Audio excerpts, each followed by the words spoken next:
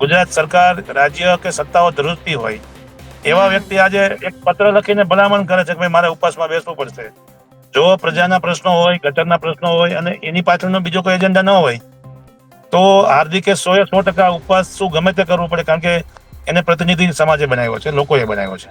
એને પત્ર લખવો પડ્યો છે. એ એક ધારાસભ્ય તરીકે તો ઠીક છે, પણ એક પ્રતિનિધિ તરીકે પણ બહુ ગંભીર બાબત છે. અને સરકાર માટે તો એટલો બધો ગંભીર વિષય છે કે એક તમારા મેન્ડેટમાં ચૂંટાયેલા આવડી મોટી બહુમતીમાં સરકાર હોય ત્યારે જો ધારાસભ્યને ઉપવાસ ઉપર બેસવું પડે એટલે નિર્ણયો લેવામાં સરકારને અત્યારે ક્યાં તકલીફ પડી રહી છે, ક્યાં એના ધારાસભ્યો નારાજ થઈ રહ્યા છે. વિરમગામના પ્રશ્નો માટે હાર્દિકે દરેક વસ્તુ કરી છૂટવી જોઈએ એવું મારું અંગત માનવું છે. પણ ઓવરઓલ હાર્દિકની નારાજગી ત્યારે જ સામે બહાર આવી છે કારણ કે 2.5 વર્ષનો સમય થયો એ ધારાસભ્ય થયા એને.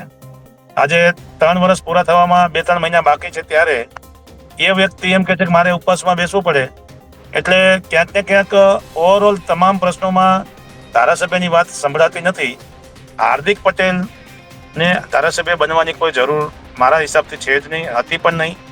એમને ફક્ત પ્રજાના અવાજો ઉઠાવીને લોકોને વાચા આપવાનો એમનો સારામાં સારો પ્રતિનિધિત્વ કરતું વ્યક્તિત્વ હતું.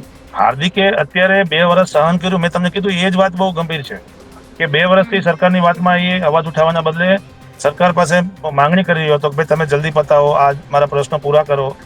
બરાબર ને? આજે 2 વર્ષ પછી પણ હું એમ કહું છું કે એને મોડું કર્યું છે, એના સ્વભાવ મુજબ એને મોડું કર્યું છે.